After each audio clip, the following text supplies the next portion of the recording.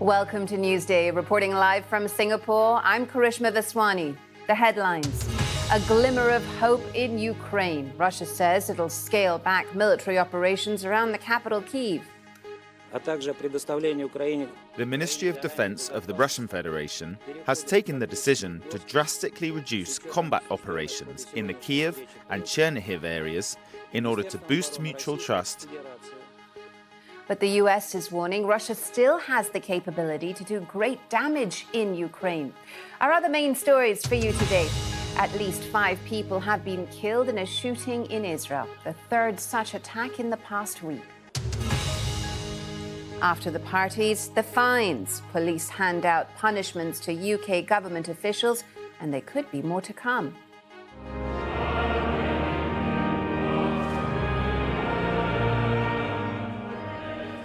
And a helping hand for the Queen. She steps out in public for the first time in weeks alongside her son Prince Andrew as they commemorate the life of the Duke of Edinburgh.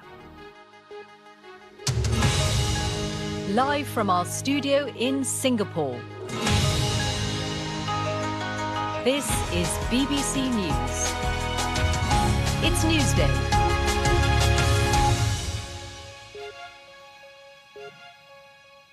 It's 8 in the morning here in Singapore and 3 a.m. in Kiev, where there appears to be a glimmer of hope following peace talks between Russia and Ukraine. The negotiations in Istanbul were the first face-to-face talks for a fortnight. Ukraine confirmed it was prepared to be a neutral country and abandon ambitions to join the NATO military alliance. For its part, Moscow announced what looks like a change of military strategy. It says Russian troops will drastically reduce their operations around the capital, Kiev. Our Moscow editor, Steve Rosenberg, reports. Away from the fighting, another attempt at diplomacy. Delegations from Ukraine and Russia came to Istanbul. But would there be any room for compromise? Negotiating behind the scenes, the Russian billionaire Roman Abramovich. Today, the Kremlin dismissed reports he'd been poisoned at a previous round of talks as an information war. President Erdogan was the host. He called on both sides to push for peace. It will be in everyone's interest to achieve a ceasefire and peace as soon as possible. As members of the delegation, you have taken on a historic responsibility. The whole world is waiting to hear good news from you. At these talks, Ukraine made concrete proposals to Russia it hopes could end the conflict. Ukraine proposed becoming a neutral state. It won't join military alliances or host foreign military bases. In return, it's asked for legally binding security guarantees, with other countries acting as guarantors. Ukraine is ready to discuss the status of Crimea, the peninsula Russia annexed. It's also insisting that Russia shouldn't prevent Ukraine from joining the European Union. Our proposal has not been accepted yet by Russia. We are handing it over to the Russian side. We say this is our position, our official position. We will wait for their answer. Russia responded with what it presented as a significant concession. It said it would scale back its offensive near the Ukrainian capital, Kiev. The Ministry of Defense of the Russian Federation has taken the decision to drastically reduce combat operations in the Kiev and Chernihiv areas in order to boost mutual trust and create the conditions for further negotiations and signing of the agreement. If Russia does cut back its military activity around Ukraine's capital, that would mark a key shift in what Moscow calls its special military operation, but what most of the world calls Russia's war. An admission, perhaps, that after struggling to make advances, Russian troops have realized they cannot take the city of Kiev. But, and there are lots of buts here, Russia hasn't ceased hostilities in Ukraine. It made that clear today. Its troops are continuing to fight, although their main focus now, Moscow says, is on the Donbass in eastern Ukraine. And what about those areas in the east and their status under any potential deal? Also not clear. And remember, from the very beginning, Vladimir Putin's objective was to force the whole of Ukraine back into Russia's orbit. Will he really give up on that? Steve Rosenberg, BBC News, Moscow. Well, since Russia began its invasion of Ukraine, the capital, Kiev, has been a key target. But its forces haven't got past the outskirts of the city. Now, as you heard there in Steve's report, Russia says it will drastically reduce its offensive around the capital. The Ukrainian general in charge of defending Kiev has told the BBC that Russia is suffering heavy losses and cannot win. Our international correspondent Orla Gurin sent this report from a key front line north of the capital. Ukrainian forces keep watch on a critical front line to the north of the capital. Having said it had no plans to invade, Russia now says it will drastically reduce attacks around Kyiv. These troops won't be dropping their guard. The man in charge of defending the city, Colonel General Alexander Syrskyi, was handing out promotions and medals today. He's been fighting the Russians in eastern Ukraine since 2014. Now they're on his doorstep. The Russians are 4 kilometers from here. Is it painful for you that they have come so far on this soil? It's painful for me, especially here, because I fight against Russia 8 years, during 8 years. So I'd like to say together we are stronger and we'll win.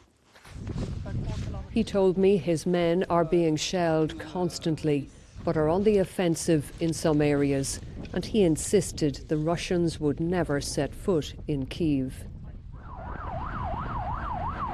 And inside the city, there is vigilance night and day. Territorial defence units out on patrol, through deserted streets now lined by checkpoints and roadblocks.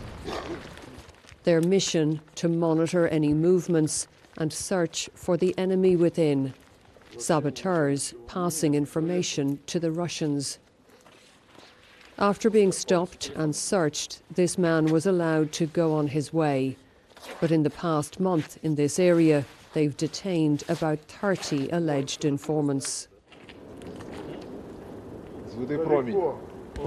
Then a sudden threat over our heads.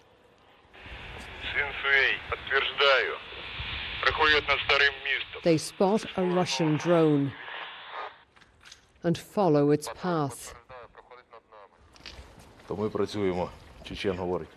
I'm working on it, says this fighter, nicknamed Chechen.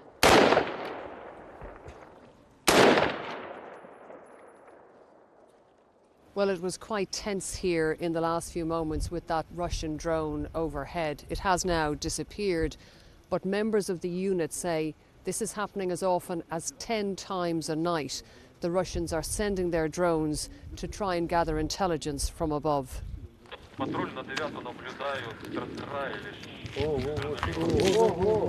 There's incoming fire, but from a distance. If Russia does limit its offensive on the city, it's probably because it had stalled already. Orla Gurin, BBC News, Kyiv. So how have Ukraine and the West assessed Russia's scale-back announcement? Well, Ukraine's President Zelensky has said while initial signs from the talks were positive, they don't drown out the explosions of Russian shells. And the US said they would judge Moscow on its actions rather than its words. Again, very early stages here. They've only just recently, in the last few hours, made this proclamation. So we have seen a small number begin to move away from Kyiv. That's about the most I can give you. I don't have any information on their resupply efforts for troops that are still arrayed against Kyiv. I would remind that the Russians still have a significant majority of their assembled combat power, to include logistics and sustainment capability available to them inside Ukraine. Pentagon spokesman there speaking. Well, in other news for you today, officials say at least 5 people have died in shootings east of Tel Aviv in the third such attack in the past week. It happened in the ultra-Orthodox area, Bnei Barak. Police believe he was a Palestinian from the occupied West Bank. The Palestinian President Mahmoud Abbas has condemned the attacks. Our correspondent Yolande Nell has the latest from Jerusalem. I mean, the picture is still a bit confused, but I can say at this stage, this is the most deadly attack of its kind in Israel in years. And unfortunately, it's only a week since I last said that. We had a medic in the ultra-Orthodox Jewish neighborhood of Bnei Barak, which is to the east of Tel Aviv, describing finding victims spread out at intervals along the street. Some of them had been on foot. One of them had been in a car. And there were some reports from witnesses in the neighborhood saying that they'd earlier heard gunshots being fired towards apartment balconies. There's some video footage that appears to show the man dressed in black walking with a rifle on the street. And what Israeli media are saying at the moment, quoting security officials, is that this attacker who was shot dead was from the northern occupied West Bank, affiliated, it seems, with a Palestinian militant group. That's different from the attacks that we've seen, the 2 other ones in the past week, which have been associated with Israeli Arab citizens who were actually linked in some ways, it seemed, to so-called Islamic State group. Well, Bnei Barak is a very crowded neighborhood. It's an ultra-Jewish, Orthodox Jewish neighborhood, and so a place where most people really are religious. So it seems that the attacker went there knowing that is, I mean, it's very much the appearance of pace. You'll see the people dressed in black, the men dressed in black and white, wearing hats, walking along the streets. At the time of the day this happened, early evening, lots of people would have been just out and about. Now the pictures that we're getting from there are quite chaotic. You can see lots and lots of emergency vehicles rush to the scene, ambulances, police cars, and that sort of added to some of the confusion of what's exactly has been going on. Well, it was Yolande Nell reporting there for us from Jerusalem. Well, let's take a look now at some of the other stories in the headlines for you today. In China, a record number of coronavirus cases has been reported in Shanghai. The city government said most of the 5,656 cases were asymptomatic. Millions endured a second day of lockdown with panic buying in some parts. Residents of the city's eastern half have been confined to their homes for 4 days and subjected to mandatory testing. Australians will remember Shane Warne at a televised memorial service at his home stadium, the Melbourne Cricket Ground. Nearly 50,000 people will attend the venue where the spin bowling great captured his 700th Test wicket against Ashes foes England. Warne died of a heart attack 3 weeks ago, aged just 52. President Biden has said the United States supports implementing its mooted Indo-Pacific strategy, despite the current focus on Europe and Ukraine. He made the comments at a meeting with Prime Minister Lee Hsien Loong of Singapore at the White House. Washington has pledged resources to counter what it sees as China's bid to create a regional sphere of influence. Well, more from Washington for you now, where President Biden has signed into law the first federal legislation to make lynching a hate crime. Anyone convicted under the new law will face up to 30 years in prison. The Emmett Till Anti-lynching Act is named for the black teenager who was brutally murdered in Mississippi in 1955. The law follows more than 100 years and 200 failed attempts by U.S. lawmakers to pass anti-lynching legislation. The law is not just about the past. It's about the present and our future as well. From the bullets in the back of Ahmaud Arbery to countless other acts of violence, countless victims known and unknown. The same racial hatred that drove the mob to hang a noose brought that mob carrying torches out of the fields of Charlottesville just a few years ago. Racial hate isn't an old problem. It's a persistent problem. That was Joe Biden speaking there. Well, you're watching Newsday on the BBC. Still to come on the programme. Boldly go where no Australian has gone before. We find out more about the country's new space defence agency.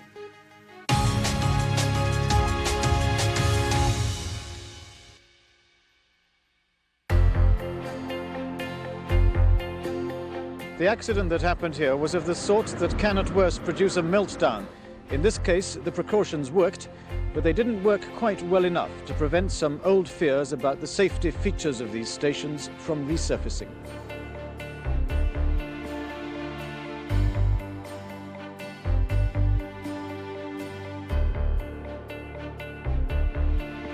The Republic of Ireland has become the first country in the world to ban smoking in the workplace. From today, anyone lighting up in offices, businesses, pubs and restaurants will face a heavy fine. The president was on his way out of the Washington Hilton Hotel where he had been addressing a trade union conference. The small crowd outside included his assailant. It has become a symbol of Paris. 100 years ago, many Parisians wished it had never been built. The Eiffel Tower's birthday is being marked by a reenactment of the first ascent by Gustave Eiffel.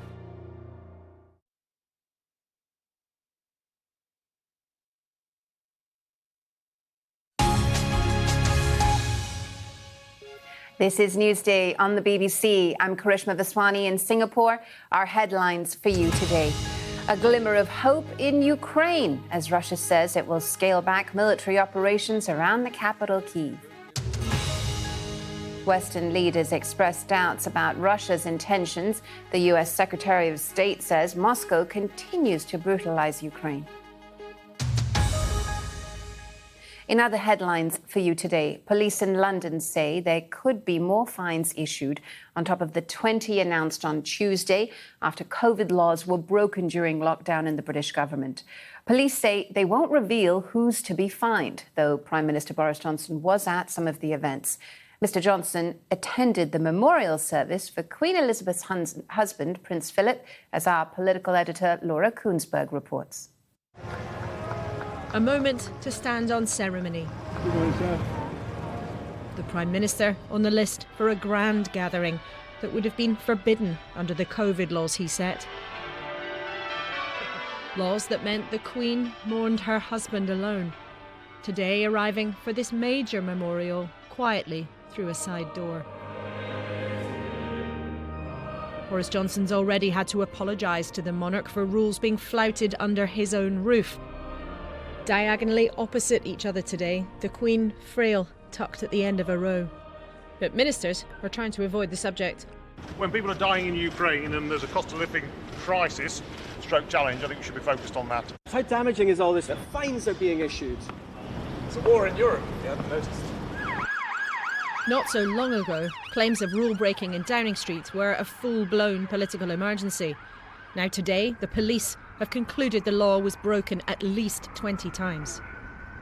We don't know who is receiving fixed penalty notices, but we do know they're issuing 20 fines, and this is just the first batch with more likely to come. Fines are expected to be £100 or £200, but don't come with a criminal record, and the individuals will not be named by the police, although Number 10 has vowed to reveal if Mr. Johnson is one of them.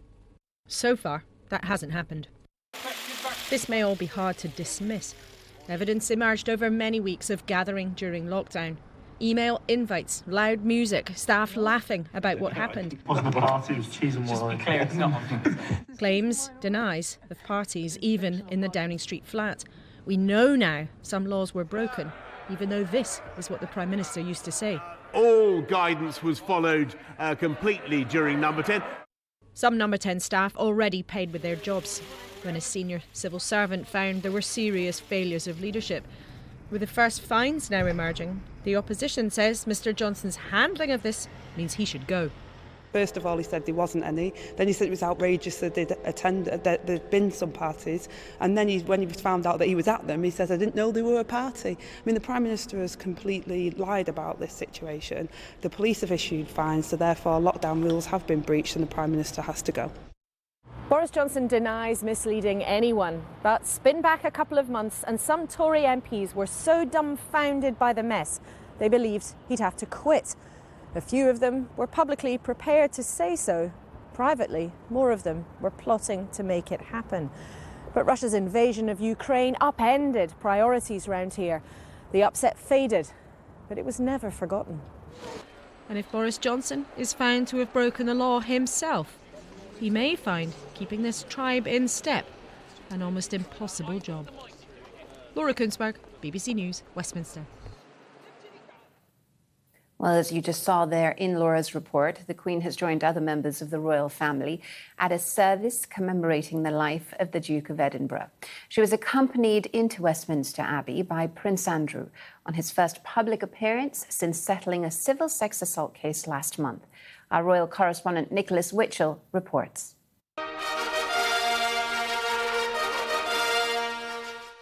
Discomforts and mobility issues were set aside. This was a service which could not be missed. More personal than a state occasion, this was a service of thanksgiving for a beloved husband, for the man who'd been the most constant presence in the Queen's life for the 73 years of their marriage. The Queen had made her way to her seat, accompanied by the Duke of York, his first appearance in public since his enforced withdrawal from royal life. Already in their places, 4 generations of the British royal family, including Prince George. The only notable absentees, the Sussexes, who chose to remain in California. We give thanks for His Royal Highness the Prince Philip, Duke of Edinburgh, a man of rare ability and distinction. The Duke of Edinburgh had championed young people through his award scheme. One of its Gold Award recipients spoke of its importance. The world has been through so much turmoil, and in these times it is so important to show our support to young people, to encourage them with opportunities and empower them to reach their full potential. The Dean of Windsor recalled a man who could be abrupt, but who devoted his energies to many different causes. As we give thanks for the life of a remarkable man, perhaps our greatest tribute to him, most especially in these far too troubled times, will be for us to accept the challenge to play our part, however small, in working for a kinder future.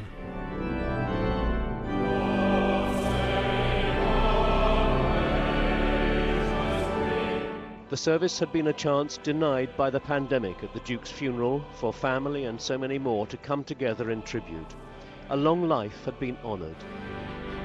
For the person who knew that life best, it will surely have stirred many memories and moments of reflection. The service had been a short one. At its end, the Queen left, walking with care, escorted once again by the Duke of York. Nicholas Witchell, BBC News. Well, now on to another story for you. Could space one day be the setting for future conflicts? It seems several nations are contemplating that possibility. 3 years ago, the US created its Space Force. Russia and China have their own agencies dealing with space defense. Now Australia has unveiled an agency, it says, is aimed at boosting its military capabilities in space and countering the influence of Russia and China. So just how big a deal is this? I asked James Brown, the CEO of the Space Industry Association of Australia. Look, it's a big development for Australia. We've had a history in space. We had the 3rd satellite in world history launched from Australian soil, but for the last 60 years, Australia has not been an active space player. Now we're seeing the Australian Defence Department invest $17 billion in building defence space capability over the next decade or so.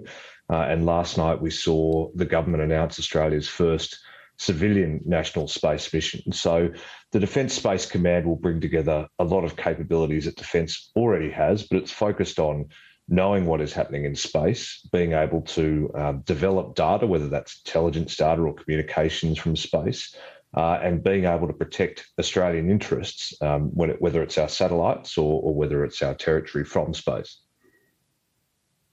Yeah, James, just, when you look at some of the ambitions behind the space agency, what is this being targeted at? What's the fear here by Australian officials about what might happen in space? Look, I think space is just becoming a much more critical piece of infrastructure for our economy, whether it's weather data, whether it's defence intelligence data, whether it's communications or enabling financial transactions. There's a much greater awareness in the Australian government about our dependence on space. Currently, Australia really gets all of its information from other people's satellites. Our weather data comes off of Japanese satellites. A lot of defence data comes from US satellites. So it's about having our own sovereign capabilities, but it's also a response, I think, to increasing military activity in space. Satellites such as the Chinese SJ-21 satellite, which was demonstrated this year, which can go and grapple with other satellites, pull them down out of orbit, or the Russian anti-satellite missile test that was conducted late last year. These are significant developments that put at risk Australia's assured access to space capability, and we need to have the people that can respond to that situation and manage it.